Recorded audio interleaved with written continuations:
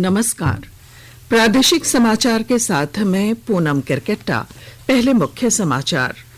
राज्य में कृषि ऋण माफी योजना शुरू। कृषि मंत्री बादल पत्रलेख ने कहा कि अगले 50 दिनों में किसानों के बीच 2000 करोड़ का होगा वितरण। राज्य में कोरोना से स्वस्थ होने वालों की दर बढ़कर 98.66% हुई। कल 7158 को लगा कोरोना का टीका। विश्व आर्द्र भूमि दिवस के मौके पर पर्यावरण मंत्री प्रकाश जावड़ेकर ने कहा कि आर्द्र भूमि संरक्षित करने के लिए भारत में सुदूर संवेदी तकनीक का प्रयोग किया जाता है। और सीबीएसई तथा जैक बोर्ड की मैट्रिक और इंटर की परीक्षा 4 मई से होगी शुरू। और अब समाचार विस्तार से। कोविड-19 महामारी के खिलाफ देश एकजुट होकर लड़ रहा है। आप भी हमारे साथ सुरक्षा और बचाव के 3 आसान एहतियाती उपायों का संकल्प लें। मास्क पहनें, 2 गज की दूरी है जरूरी, सुरक्षित दूरी बनाए रखें, हाथ और मुंह साफ रखें। राज्य में झारखंड कृषि ऋण माफी योजना का ऑनलाइन उद्घाटन कल कृषि मंत्री बादल पत्रलेख ने रांची स्थित रामकृष्ण मिशन आश्रम से की। ऋण माफी की शुरुआत जामताड़ा के किसान मोलेंद्र बेसरा से की गई। इस मौके पर कृषि मंत्री बादल पत्रलेख ने कहा कि अगले 50 दिनों के अंदर 2000 करोड़ रुपए का ऋण माफ करना है। यह तभी संभव होगा जब इसमें बैंकर भी सहयोग करेंगे। इस योजना का लाभ करीब 9 लाख किसानों को मिला है।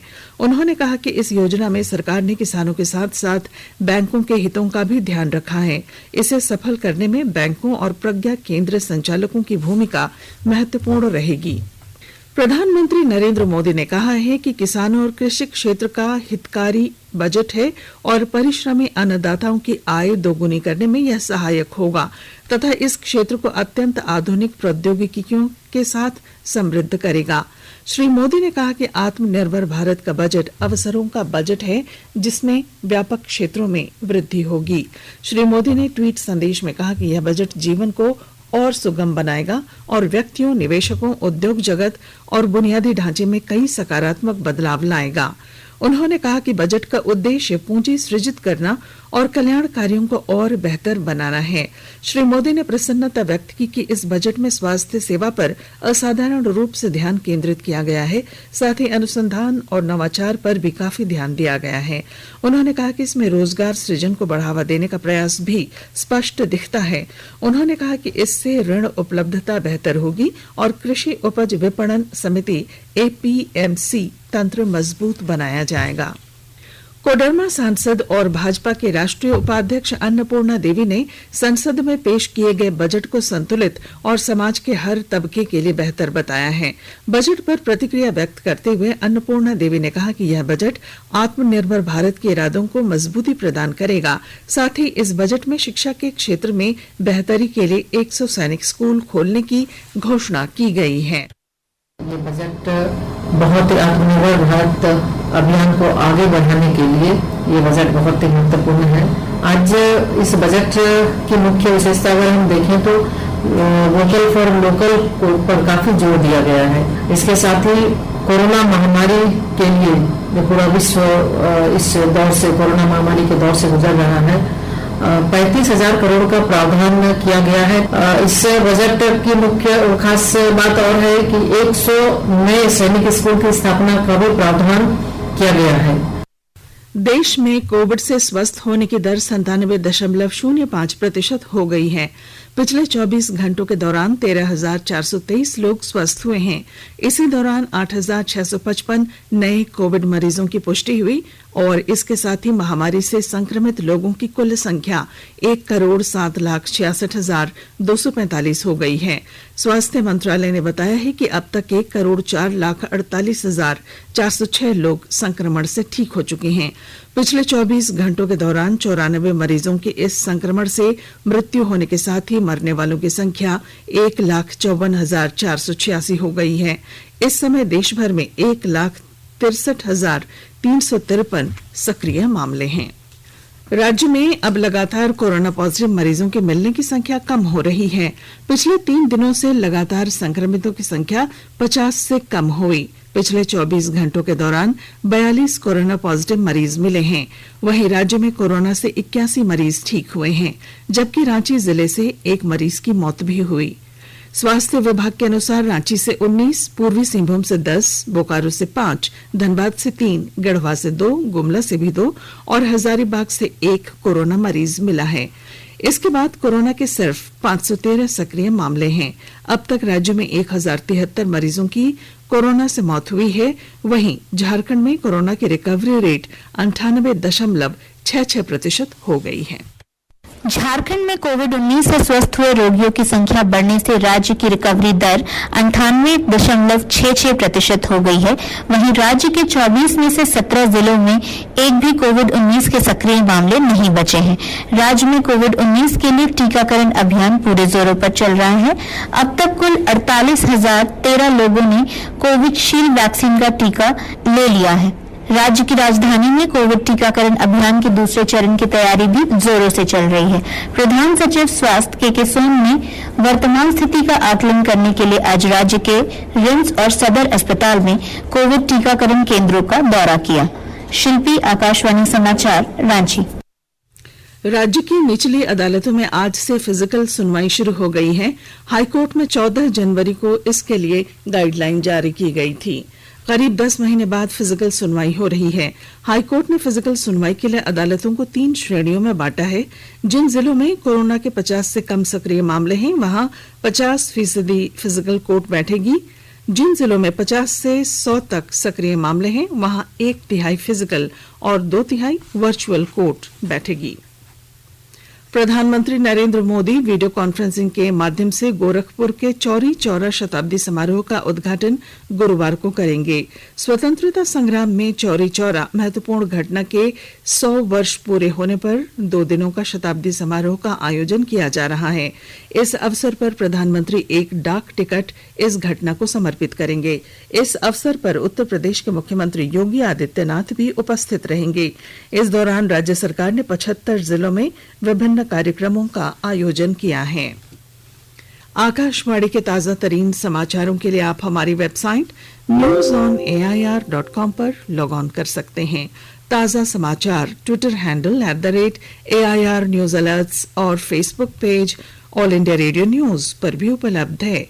आप प्रादेशिक समाचार एकांश के ट्विटर हैंडल @AIR news_रांची और Facebook page AIR news Ranchi के अलावा YouTube channel AIR news Ranchi पर भी हमारे बुलेटिन सुन सकते हैं। प्रादेशिक समाचार आप आकाशवाणी रांची से सुन रहे हैं और अब पेश हैं कोरोना से बचाव के कुछ संदेश।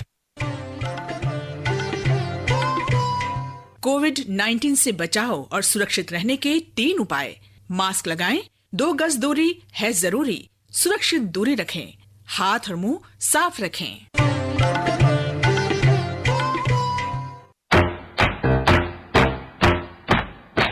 चलो मिलकर एक शुरुआत करें, चलो एक फैसला आज करें। मास्क नहीं तो टोकेंगे, कोरोना को रोकेंगे। चलो एक इरादा करते हैं, चलो कुछ वादा करते हैं। मास्क नहीं तो टोकेंगे, कोरोना को रोकेंगे। भारत सरकार द्वारा जनहित में जारी। प्रादेशिक समाचार में आपका फिर स्वागत है। आज विश्व आर्द्र भूमि दिवस है। इस अवसर पर पर्यावरण मंत्री प्रकाश जावड़ेकर ने कहा है कि भारत विश्व के कुछ उन देशों में से एक है जहां आर्द्र भूमि के संरक्षण और उसका लेखा जोखा रखने के लिए सुदूर संवेदी तकनीक का प्रयोग किया जाता है। उन्होंने यह भी कहा कि भारत में रामसर साइट के नाम से अंतर्राष्ट्रीय महत्व की 42 आर्द्र भूमि चिन्हित की गई है। हर वर्ष 2 फरवरी को ये दिन इस पृथ्वी पर लोगों को आर्द्र भूमि की जीवंत भूमिका के बारे में जागरूक करने के लिए मनाया जाता है। यह दिन 2 फरवरी 1971 को कैस्पियन सागर के तट पर ईरानी शहर रामसर में आर्द्र भूमि पर संकल्प लेने के लिए हुए सम्मेलन के लिए भी मनाया जाता है। झारखंड अधिविद्य परिषद जैक की ओर से मैट्रिक और इंटर की परीक्षाएं 4 मई से 21 मई तक आयोजित की जाएंगी। प्रथम पाली में मैट्रिक की परीक्षा और दूसरी पाली में इंटर की परीक्षा होगी। इससे पूर्व 6 अप्रैल से प्रायोगिक परीक्षाएं शुरू होंगी। यह जानकारी जैक अध्यक्ष ने दी। वहीं सीबीएसई ने भी मैट्रिक और इंटर की परीक्षा 4 मई से लेने की घोषणा की है। यह परीक्षा 10 जून तक संचालित की जाएगी। प्रायोगिक परीक्षाएं 1 मार्च से शुरू होंगी। वहीं परीक्षा परिणाम 15 जुलाई को प्रकाशित किए जाएंगे। मुख्यमंत्री हेमंत सोरेन ने कल रात दुमका में फूलो झानो मेडिकल कॉलेज सदर अस्पताल का औचक निरीक्षण किया। इस दौरान उन्होंने अस्पताल के सेंट्रल इमरजेंसी, कैजुअल्टी वार्ड, ममता वाहन call centre, CCTV monitoring room और मातृत्व तथा नवजात शिशु विभाग के north ward block, doctors room, nurses room और स्टोर रूम का भी जायजा लिया। मुख्यमंत्री ने अस्पताल प्रबंधन से कहा कि वे मरीजों के बेहतर इलाज में किसी प्रकार की कोताही नहीं बरतें। मरीजों को सरकार द्वारा उपलब्ध सभी सुविधाएं दी जानी चाहिए। अगर किसी तरह की शिकायत मिलती है तो दोषियों के खिलाफ कार्रवाई की जाएगी। मुख्यमंत्री ने यहां उपलब्ध सुविधाओं और जरूरतों की भी जानकारी ली। रांची के सांसद संजय सेठ ने कहा है कि पर्यटन को बढ़ावा देने के लिए आम बजट पर विस्टाडोम कोच को शामिल किया गया है। उन्होंने कहा कि झारखंड को विस्टाडोम कोच मिलेगा। साथ ही dedicated freight corridor Son Nagar से गोमो तक पहले फेज में न्यू कोडरमा और न्यू गोमो 2 नए जंक्शन बनेंगे और दूसरे फेज में गोमो से दानपुनी तक काम शुरू किया जाएगा। केंद्रीय वित्त मंत्री निर्मला सीतारमण ने देश के आदिवासी विद्यार्थियों के लिए 750 नए एकलव्य आवासीय विद्यालय खोलने की घोषणा की है। इनमें से 69 नए एकलव्य आवासीय विद्यालय केवल झारखंड में खोले जाएंगे। 23 एकलव्य आवासीय विद्यालय झारखंड के लिए पहले ही राज्य के लिए आवंटित हो चुके हैं। नए 69 एकलव्य विद्यालयों के 2022 तक तैयार हो जाने के बाद प्रदेश में एकलव्य विद्यालयों की संख्या 92 हो जाएगी। संक्षिप्त खबरें। आज से रांची के बिरसा मुंडा एयरपोर्ट से अहमदाबाद के लिए विमान सेवा की शुरुआत की जा रही है। अहमदाबाद के लिए विमान रांची से बिरसा मुंडा एयरपोर्ट से शाम के 8:20 पर उड़ान भरेगा, जबकि अहमदाबाद से आने वाली फ्लाइट बिरसा मुंडा एयरपोर्ट पर शाम 7:40 पर पहुंचेगी। यह विमान सप्ताह में 3 दिन मंगलवार, बृहस्पतिवार और शनिवार को है। धनबाद जिले में कल अपराधियों ने बीसीसीएल कर्मी की गाड़ी की डिक्की से 70,000 रुपए ले लिए और फरार हो गए। तेतुलमारी पुलिस ने मामले की जांच शुरू कर दी है। सिमडेगा में पुलिस ने जाली नोटों का अंतर्राज्यीय कारोबार करने वाले गिरोह के 4 सदस्यों को गिरफ्तार किया है। पुलिस ने जाली नोट छापने के लिए इस्तेमाल किए जा रहे सामानों को भी जब्त कर लिया है। टाटा स्टील फाउंडेशन ने द सबल अवार्ड लक्ष्य फॉर डिफरेंटली एबल्ड के अध्यक्ष अरुण कुमार सिंह को देने की घोषणा की है। जमशेदपुर स्थित लक्ष्य फॉर डिफरेंटली एबल्ड संस्था दृष्टि बाधित दिव्यांग जनों को समाज की मुख्य धारा से जोड़ने के लिए प्रयासरत है। ये संस्था झारखंड की यूनिवर्सिटी और प्रतियोगिता परीक्षाओं के लिए सुगम्य पुस्तक बना चुकी है, जिसके माध्यम से दृष्टि बाधित जन अपने उपकरण जैसे मोबाइल, कंप्यूटर, टैबलेट के माध्यम से खुद पुस्तक पढ़ सकते हैं। और अब मौसम। राज्य में शीतलहर का असर दिखाई पड़ रहा है। राजधानी रांची सहित कई जिलों में न्यूनतम तापमान में गिरावट दर्ज की गई है। मौसम विभाग के पूर्वानुमान के अनुसार अगले 3 दिनों तक ठंड से राहत नहीं मिलेगी। राजधानी के शहरी क्षेत्र का न्यूनतम तापमान 6.2 डिग्री दर्ज किया गया। वहीं कांके का न्यूनतम तापमान 2 डिग्री और मैक्लसीगंज का 1 डिग्री दर्ज किया गया। इधर धनबाद जिले में शीतलहर का प्रकोप जारी है। मौसम में ठंडक अभी कई दिनों तक बनी रहेगी।